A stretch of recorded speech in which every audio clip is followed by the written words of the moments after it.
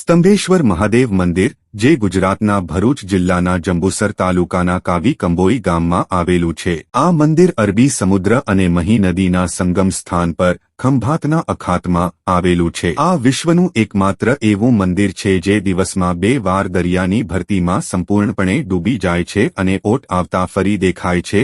સ્કંદ પુરાણ અને શિવ પુરાણ અનુસાર આ મંદિરની સ્થાપના પાછળ ભગવાન શિવના પુત્ર કાર્તિકેયની કથા જોડાયેલી છે.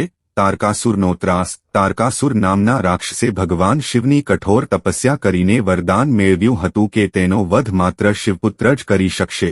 આ વરદાનના અહંકારમાં તેણે ત્રણેય લોકમાં હાહાકાર મચાવી દીધો હતો. દેવોની વિનંતી પર ભગવાન શિવ અને માતા પાર્વતીના પુત્ર કુમાર કાર્તિકેયનો જન્મ થયો. માત્ર 7 વર્ષની આયુમાં કાર્તિકેયે આ ક્ષેત્રમાં તારકાસુરનો વધ કર્યો. તેથી તેનો વધ કર્યા પછી કાર્તિકેયને ગ્લાનિ, પાપબોધ થઈ. ભગવાન વિષ્ણુ અને બ્રહ્માજીના સૂચનથી કાર્તિકેય સ્વામીજીએ શિવલિંગની સ્થાપના કરી અને પૂજા અર્ચના કરી પોતે કરેલા વધનું પ્રાયશ્ચિત કર્યું હતું.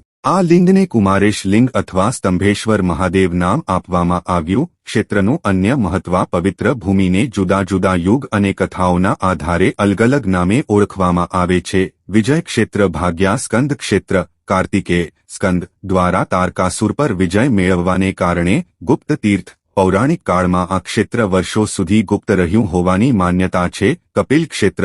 કપિલ મુનિએ અહીં તપોસિદ્ધિ મેળવી હોવાની પણ કથા છે. સ્થાપત્ય અને વર્તમાન મંદિરનું માળખું ખૂબ જ સાદું છે અને અહીં 4 ફૂટ ઊંચું શિવલિંગ બિરાજમાન છે. આવા જ વિડીયો જોવા માટે દીપક મકવાણા ચેનલને સબસ્ક્રાઇબ કરો.